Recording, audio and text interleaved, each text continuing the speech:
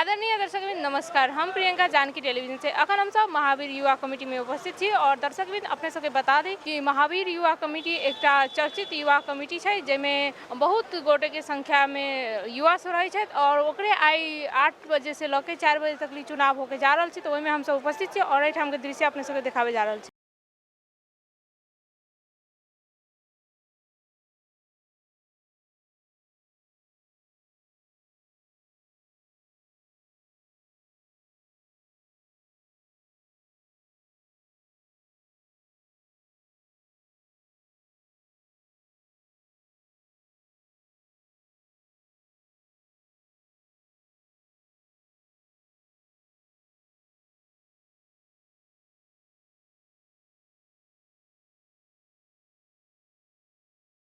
तेनाहिते दर्शकबिन एहि क्रम में हमरा सब साथे छै 4 नंबर के वार्ड अध्यक्ष जी सुरेश झा जी जे अखन पर्यवेक्षक के रूप में छै। एठाम उनका से बातचीत करी अपने के साथ।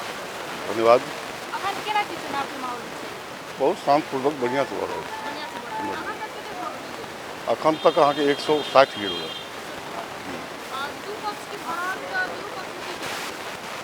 अब वो है 19-20 चलते तक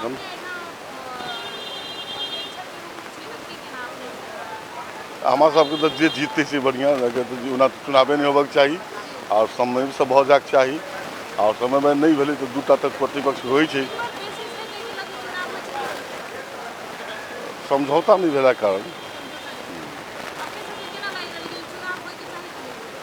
हमारा सब पार्टी के चुनाव नहीं चुनाव होना को चुनाव नहीं पार्टी चुनाव समझौता हो कोनो कार्यपालिका चुनाव में हो लेकिन वो सब में भ जाक तो बढ़िया रहते कही बहुत बहुत धन्यवाद अध्यक्ष जी अपने के। तेनाहिते दर्शकबिंद अखन महावीर युवा कमिटी के चुनाव भ रहा है और वही में तेनाहिते प्रमुख निर्वाचन अधिकृत है उनका से बातचीत करी अपने के स्वागत है सर। धन्यवाद नमस्कार सर। ये जे अखन जे महावीर युवा कमिटी में जे चुनाव भ रहा है जी केना छै के माहौल? अभी अहाँ के प्रत्येक 2 वर्ष के कार्यकाल हो है 2 वर्ष से महावीर कमिटी के कार्य अवधि खत्म भेला के बाद नया कार्य समिति के चयन के लगी चुनाव भ रहा है। तही संदर्भ में विगत के कार्यकाल खत्म भ के नया कार्य समिति चयन के लगी निर्वाचन समिति गठन भेले। हमर निर्वाचन प्रमुख निर्वाचन अधिकृत हम छी और नया 11 सदस्य कार्य समिति के लगी निर्वाचन भ रहा है। जोन में कमिटी के वर्तमान में 429 सदस्य है और 4 बजे तक के आई समय दिल गेल है। 11 पद में से 7 पद निर्विरोध भ चुकल है। 4 पद के लेल अध्यक्ष महासचिव सचिव कोषाध्यक्ष 4 पद के लेल अपने के प्रतिस्पर्धा भ रहा है। 11 उम्मीदवार है। 429 मेंबर में अभी तक ले 170 वोट खस पड़ल है और बाकी 4 बजे तक ले जते मत खसते हम सब 4 बजे के बाद कार्यकाल 2 साल के केला होय छै? अब ये नया जना कि अपने सुन ले युवा कमिटी है ना तो युवा कमिटी से प्रत्येक 2 वर्ष के बाद नया नया युवा के मौका मिले सीखे के उत्प्रेरणा मिले सामाजिक गतिविधि में ओकरा सबके एगो चासो बढ़े के लेल एगो लंबा कार्यकाल नहीं रखल जाए तई किसी से सोच रखल गेल छै कि नया पुस्ता सबके जल्द से जल्द मौका मिले उनका सबके। एकदम शांतिपूर्ण वातावरण सौहार्दपूर्ण वातावरण में स्वच्छ प्रतिस्पर्धा भ रहा है। जना कि अपने सब देख रहा छी कोनो होला नहीं एकदम शांतिपूर्ण माहौल में सब बैसल है यानी प्रशासन सब खटल है उन्हीं पर निर्वाचन भ रहा है यानी पूर्वाध्यक्ष जी सब अनुगमन कर रहा है एकदम सौहार्दपूर्ण वातावरण से अपनों सबके नज़र में है। 170 वोट लगभग 75 वोट खस चुकल है अभी तक ले। टोटल 429 मेंबर है। 4 बजे तक जते खसते हम सब क्लोज कर देवे जी 4 बजे क्लोज नहीं हुई के बाद नहीं। बहुत बहुत धन्यवाद है अपने के। तेनाहिते अखन अजय कुमार गुप्ता जी है हमरा सब साथे जे अध्यक्ष पद के उम्मीदवार है उनका से बातचीत करी अपने के स्वागत है। धन्यवाद। और अपने केना लागि रहल छै अपने की अपने जीतबे वोट में? जी अवश्य हमरा एहि बेर संपूर्ण सदस्य सब मतदान करलखिन है हम अवश्य जितबै से हमरा विश्वास है। विश्वास छै जी। अखन अपने वोट सब खस रहल कते तक खस? अभी लमसम 175 पोलिंग भ चुकल है और जैमे 429 मतदाता है जैमे 175 खस गल है। अब कुछ 1-1.5 घंटा में अहाँ के लमसम 350 से बेसी मत खसत से आशा लगल है। और तेनाहिते अपने सब जे वोट लड़े छिए तो खाली राजदेवी मंदिर में पूजा करबे कि औरो मंदिर में पूजा? जी जी जी नहीं मंदिर के पूजा पाठ के सामाजिक संस्था है। पूजा पाठ तो एगो धार्मिक सांस्कृतिक रूप से हम सब कार्य करबे करे छी। पूजा पाठ हम सब विभिन्न कार्यक्रमों करे छी जना विगत में हम सब स्वास्थ्य शिविर से लगायत खेलकूद में भी हमारे सबके महावीर कमिटी के टीम है। महावीर कमिटी के टीम क्रिकेट जो खेले है वो टीम है विभिन्न भारत के विभिन्न शहर में जाके क्रिकेट खेले है और ओकर उपलब्धि हमारे सबके ऑफिस में है। विभिन्न सील हम सब जीतले छी। तहिना हम विगत में महासचिव सेहो रही। जै वक्त में अहाँ के मुखियापट्टी मुसरनिया में बाढ़ि आयल रहे तो बाढ़ी पीड़ित के लगी भी हम सब कार्य करले छी। हम सब मात्र पूजा पाठ में नहीं विभिन्न कार्यक्रम हम सब करै छी समाज के अपने जितबै त की काज सब करबै? जी देखियो हम जितबै तो वास्तविक कहबै तो युवा के लागि जे महत्वपूर्ण भूमिका सब होइ छै समाज में जे नेतृत्व के लागि जे होइ छै ओहि प्रति के हमर कार्य रहत। तेना असल युवा सबके एजन उत्पादन होए, एजन असल युवा सब आवे और समाज में प्रत्यक्ष रूप से जो महावीर कमेटी के लाभ मतलब दायित्व है जो विभिन्न स्वास्थ्य शिविर और सामाजिक कार्य सब जो है असहाय सबके संरक्षण असहाय सबके प्रति जो कार्य हो ओहन कार्यक्रम में हमर बेसी व्यक्तिगत रुचि रहे है। वही लगी हम सब ओहन कार्यक्रम सब विकसित करब से जानकारी करब से। ई सहयोग अपने सब लबै छी कतऽ से कर सकै छी? सहयोग करै छी असहाय सबके उ सहयोग के अनुदान अपने सब कतऽ से? देखियो वास्तविक अनुदान तो जनकपुर के ई मार्केट के समाज सेवी सबके है और एहि समाजे से हम सब लके एहि अनुदान के काम करै छी। बहुत बहुत धन्यवाद छी अपने के। तेनाहिते दर्शकवृन्द हमरा सब साथे एगोटे और अध्यक्ष पद के उम्मीदवार छथिन दीप नारायण प्रसाद शाह जी। उनका से बातचीत करी जे अध्यक्ष पद के उम्मीदवार छथिन। अपने के स्वागत है। धन्यवाद सर। अपने जे चुनाव ले रहल छी अपने के उद्देश्य की छै? ई सामाजिक संस्था छै, एमे उद्देश्य बहुत किस्म के होइ छै। एमे सामाजिक कार्य, धार्मिक कार्य, सांस्कृतिक कला संस्कृति बहुत कार्य छै। एमे जे हम अपन समाज में समृद्धि लावे के लागि बहुत कार्य एमे कर सकै छी। की काज करबी अपने आगामी दिन में अगर जीत के एबे त? एमे जीत के एबे त हम यहाँ के समाज में कुरीति सबके हटावे के लागि जेना ड्रग्स ई कथी कहै छै अपने के सुई सब जे लै छै बालक सब जे पारी जाके अथी सब जे करै छै ओकरा सबके सुधार केंद्र में ले जाके उ सब करे के काम करे के उ सब काम हम सब करबै। समाज में सुरक्षा कते के लागि रहल कि अपने एहि बेरी जितबै? एमे हमरा 100% लागि रहल छै हम सब जितबै की के हम जितबै की के। जेना अपने सब जे चुनाव लड़ै छी त खाली राजदेवी मंदिर के पूजा पाठ करबै कि जितबै त और मंदिर? नहीं अवश्य हम सब जितबै त एमे बहुत कार्य करबै, सामाजिक कार्य करबै, समृद्धि कार्यक्रम सब करबै, सिर्फ मूल कार्यक्रम सब ला के एमे आके समाज के सूचित करबै, आके जनचेतना कार्यक्रम सब ला के आके समाज में जनचेतना सब जगेबै आ सर सफाई कार्यक्रम सब ला के अपने के समाज के सर सफाई में ही उद्देश्य ला के चलबै।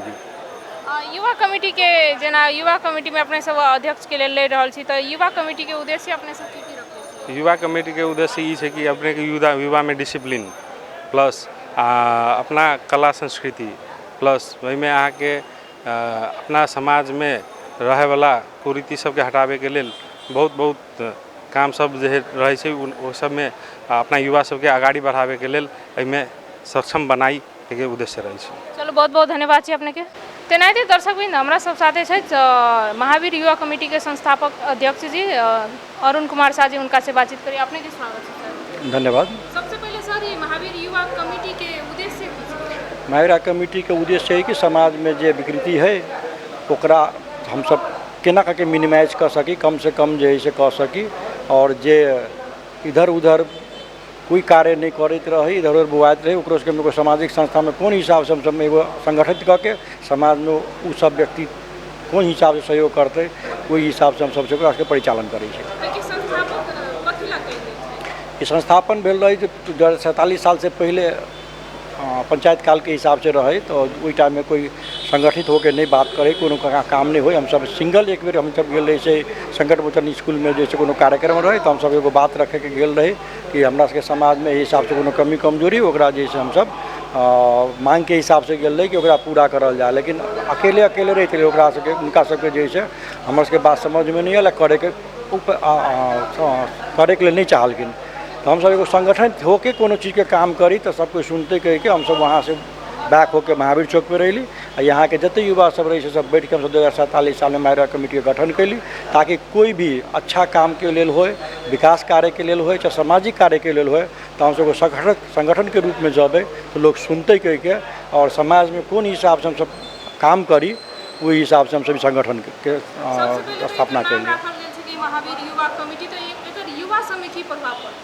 श्री महावीर कमेटी वास्तव में महावीर चौक के हिसाब से नाम दिल गया है और यह महावीर मंदिर भी नहीं रहा है, पीछे में एक तो गली रहे वहाँ पे रहे और उनकर नाम से महावीर चौक रखल गया है।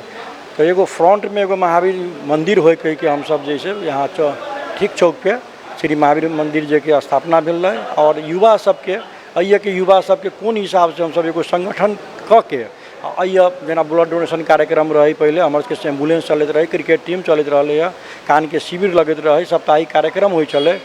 अभी दसैं के कार्यक्रम हो रहे। दसैं के कार्यक्रम में की है कि पहले की रहे कि बोका बोली के प्रथा रहे अबे लोग, लेकिन वही टाइम में जैसे संगठित होकर नहीं लोग जा पावे तो बहुते के कुछ बोका में ज़्यादा आदमी अबे, लेकिन वही केकरो बोका हरा जाए, केकरो गोर हाथ टूट जाए, धक्कम धक्की होए, ओकरा के व्यवस्थित करे के लिए हम सब एगो मायरा कमेटी से अभियान चालू कैली कि वही सर सजावट भी नहीं रही, लाइट की व्यवस्था नहीं रहे, तो वही सब चीज़ के संगठित हिसाब से हम सब जैसे एगो परिचालन करे के लिए यूनाइट होके हम सब जे कार्य कर रहा छी अहाँ सबके बीच में विदिते छै। आ वही कार्यक्रम से आई रावण वध कार्यक्रम होइ छै, लंका दहन कार्यक्रम होइ छै, अभी भरखरे जैसे हम सब पार्क में जैसे राजदेवी मंदिर में गेट बनल है, राजदेवी मंदिर के जीर्णोद्धार भेले, ओहि साइड में मंदिर पार्क बनल है। आ एगो सेल्फी पॉइंट के हिसाब से या एगो राजदेवी मंदिर के जहाँ तक नहीं बहुत ऐसा व्यक्ति चले जो नहीं जाने चले, राम मंदिर जानकी मंदिर जाने चले, लेकिन राजदेवी मंदिर के बारे में उतने विशेष रूप से नहीं जाने चले। वो आई के दिन में मायरा कमेटी के आइए के लड़का सबके सहयोग से या जनकपुर के युवा के सहयोग से ये पूरे इस राजदेवी मंदिर के संरचना आई के दृष्टि को पहले के और अभी में बहुत फर्क है। और आई जते भी बाहर से व्यक्ति अबै छै आई राजदेवी मंदिर में गेला के बाद उनका सबके बुझाई है कि एगो गेट जे बनायल गेल है वो एगो जनकपुर में चिन्ह के रूप में है, बाकी बाद पार्क है, में सेल्फी पॉइंट के हिसाब से लोग भी अबै छै, पर्यटक जे भी अबै छै राजदेवी मंदिर के भी देखै, जानकी मंदिर राम मंदिर के साथ साथ राजदेवी मंदिर के देखला के बाद प्रशंसा करैत जाय हथिन। दोसर चीज की आई जते भी राजदेवी मंदिर में कार्यक्रम होइ छै, चाहे बोका बलि चाहू, सिर्फ लोग कहे कि बोका बलि कार्यक्रम चाहे दसैं के कार्यक्रम, ओकरा सिर्फ दसैं के कार्यक्रम के हिसाब से नहीं देखबै कि वो तो जते भी बाहर से दर्शनालु सब अबै छथिन, मायरा कमेटी के कार्य है, वो कार्य के कारण जैसे आई जते व्यवसाय होइ छै में सब में थप जैसे व्यवसाय में थप मायरा कमेटी के कारण, दसैं के कार्यक्रम के कारण जैसे पर्यटक भी ज़्यादा अबै छै, विद्यार्थी बच्चा सब जे बाहर पढ़ै छै वो जनकपुर में अभी तो बुनमाई है और राजदेवी मंदिर में जाए लगे चाहे ओत जे भीड़ भाड़ देखे छी अपने सब, वही के कारण जे है से बहुत ही चीज़ के व्यवसाय बढ़ले, जना लड्डू प्रसादी, नारियल, चुनरी, अगरबत्ती, खाना पीना जे जते छै वो जते भीड़ बढ़ते वही जनकपुर में दसैं के कार्यक्रम के आज दसैं के मामला में जनकपुर में चिन्हाई कोई नहीं चले, जाए जनकपुर नेपाल अधिराज्य में जैसे दसैं के नाम पे मायरा कमेटी के कारण या ये के युवा सब के कारण आई जनकपुर जैसे दसैं के उत्कृष्ट कह के जैसे चिनावे में कामयाब हम सब भेलिए, तो लिए जनकपुर वासी के लिए भी धन्यवाद दै छी। ये कि जे जते व्यवसायी वगैरह से हमरा सबके जे प्रत्यक्ष अप्रत्यक्ष रूप में सहयोग करी हथिन उनका हम अपना तरफ से धन्यवाद देवे ले चाही छे। अखन सर ई जे चुनाव जे भ रहल छै महावीर युवा कमेटी के केहन रूप से भ रहल छै, अखन की छै? ई मायरा कमेटी के पहलहु चुनाव होइ छलै, आ वैसेहु जे प्रजातांत्रिक हिसाब से देखल जाए तो कोई भी व्यक्ति अपन जैसे कोई भी संस्था में अपन पद पावे के लिए अपना हिसाब से जैसे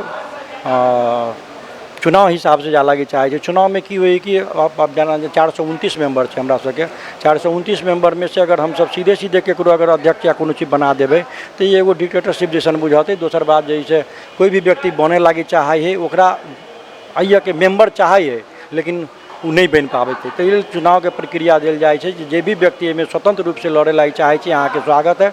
और ये के जते 429 मेंबर है उनका बहुमत के हिसाब से जैसे सिलेक्शन करे छथिन। और अगर एहि हिसाब से नहीं करल जाते हमरा बुझाए कि डिक्टेटरशिप करल जाए तो मायरा कमेटी में अस्थिरता आते और सदस्य सब बीच कहते कि जब हमारा सबके कोनो मूल्यांकन नहीं हो तो हम सब जैसे कौन जरूरी हमरा एते क्रियाकलाप करे के चाहे हिसाब से एक्टिविटीज देखावे के, ताहि लेल हम सब स्वतंत्र रूप से जैसे इलेक्शन कराबै छी। ओहि में जैसे स्वतंत्र रूप से जे 429 आदमी छै में कोनो प्रकार के कोनो दायाँ बायाँ नहीं करके हम सब निस्वार्थ बिना भेदभाव के हम सब चुनाव कराबै छी। और एहि चुनाव में जे भी हारे छै जीते छै प्रतिस्पर्धा में दुनू फेर चुनाव भेला के बाद हम सब एक साथ एकजुट होकर जुलूस निकाले छी, मंदिर जाए छी, दर्शन कर छी, एक दोसर से गला मिले छी। ओहि के बाद कोनो ढंग के हमरा सबके बीच में भेदभाव नहीं रहे छै। हम सब मायरा कमेटी के कोई भी अबे है मायरा कमेटी के बैनर के तले रह के विधान के अंतर्गत हम सब कार्य करे छी। चलो बहुत बहुत धन्यवाद छी अपने के अध्यक्ष जी। दर्शकबिन एहि क्रम में अखन हम सब छलिए महावीर युवा कमेटी में जे चुनाव भ रहल छै महावीर युवा कमेटी के अध्यक्ष और पद के लेल जे चुनाव भ रहल छै ओहि में हम सब अखन उपस्थित छलिए और सब गोटे से बातचीत के लिए बहुत निक बातचीत सब भेल और बहुत निक से चुनाव अखन भ रहल छै। और ई चुनाव 8 बजे बिहान शुरू भेल रहे और 4 बजे तक ई चुनाव होय वाला छै और तेनाहिते अखन तक बहुत मत गिर गेल छै और 300 से ऊपर मत गिरे के संभावना छै जे एहिठामन के उम्मीदवार सब कहलखिन हँ। और तेनाहिते अखन धरि के लेल हम प्रियंका कैमरामैन दिवाकर के साथ विदा चाहै छी। देखैत रही जानकी टेलीविजन। नमस्कार।